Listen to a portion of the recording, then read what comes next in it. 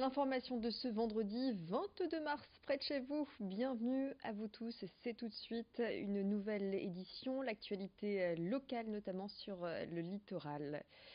Et on débute ces informations en matière de santé avec cette étude, vous le savez, de l'Agence sanitaire de santé publique qui l'a révélé récemment. Les Français dorment de moins en moins, soit moins de 7 heures par nuit. En cette journée du sommeil, c'est l'occasion de se pencher sur les troubles du sommeil qui toucheraient un Français sur 6.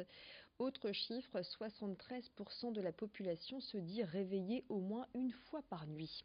La pollution, qu'elle soit atmosphérique, visuelle ou encore sonore, a des impacts directs sur la qualité de notre sommeil. Les explications du docteur Cécile Olivier, pneumologue spécialisée dans le sommeil, interrogée par Lucille Berthe-Constant.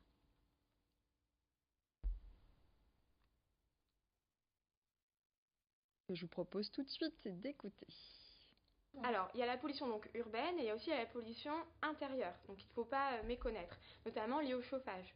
Donc oui, c'est clair que d'aérer régulièrement son domicile, de limiter après aussi l'impact de la pollution urbaine, donc ça c'est les grands enjeux de notre société actuelle, en limitant donc la pollution, l'utilisation des voitures, notamment pour les pics de pollution, c'est clair que ça peut avoir un intérêt fort. Après, en dehors de la pollution, il y a aussi l'impact de la luminosité. Donc la lumière est très importante pour justement déclencher l'éveil ou nous aider à nous endormir.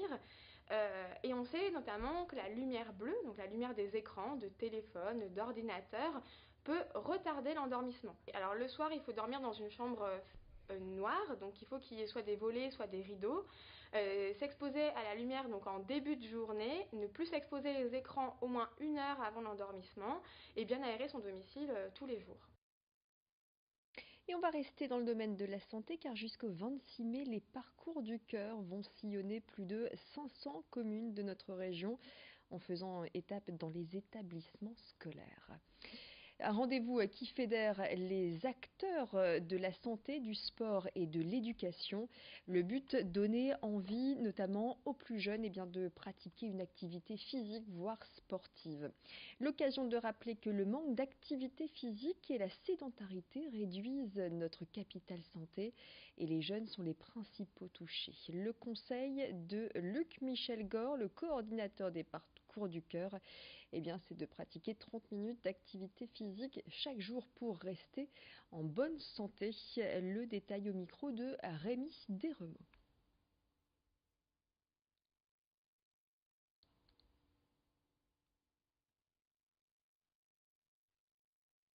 Il faut essayer de faire 30 minutes d'activité physique par jour, 60 minutes pour les enfants, c'est-à-dire bouger. Activité physique, c'est pas que du sport. C'est-à-dire au lieu de prendre la voiture pour faire 500 mètres, on peut aussi y aller à pied. C'est avoir un réflexe en fait. Aujourd'hui, on a le réflexe d'être assis. Quand on arrive quelque part, on a le réflexe, tiens, où est-ce que je peux m'asseoir? Alors que finalement, on est assis la plupart du temps, toute la journée pour certaines professions. Mais même pour les enfants qui sont en classe. Et l'idée, c'est de créer un réflexe inverse. C'est-à-dire de dire, on est fait pour bouger, donc comme on est assis la plupart du temps, on va essayer de trouver toutes les possibilités, toutes les occasions d'être debout. Et là, pour bouger, on va se recréer une santé parce que le corps est fait pour bouger, le cœur est fait pour bouger. Le portrait du jour, c'est celui d'un élève de première ES à Dunkerque. Il s'appelle Gauthier Decroix et à seulement 16 ans, il est le créateur du site internet Your Party. La particularité de ce site, c'est de mettre en relation des professionnels du secteur événementiel, des entreprises et des particuliers. Et à ce côté, plusieurs collaborateurs, tous étudiants, l'aident à développer son projet. Et Louis Caillé a rencontré le jeune homme.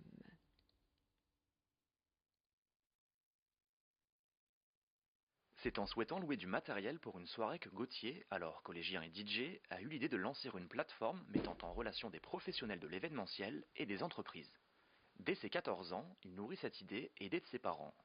2 ans plus tard, son site internet voit le jour et sa start-up, Your Party, se lance sur ce créneau grâce à son équipe.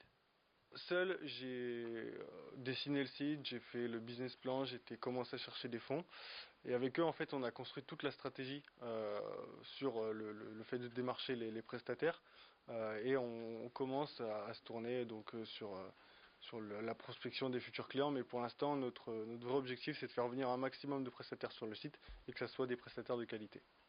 Hébergée au sein du réseau Entreprendre, la start-up de Gauthier bénéficie d'un accompagnement personnalisé. À ses côtés, 6 salariés, tous étudiants, cherchent des prestataires pour remplir un peu plus le catalogue. Objectif d'ici juin, avoir 5000 références sur le site. C'est pas une société, c'est une aventure et dans laquelle on pouvait aussi bien voir le côté entrepreneuriat, la nouveauté, puisqu'on fait partie également on accompagne le lancement de la start-up.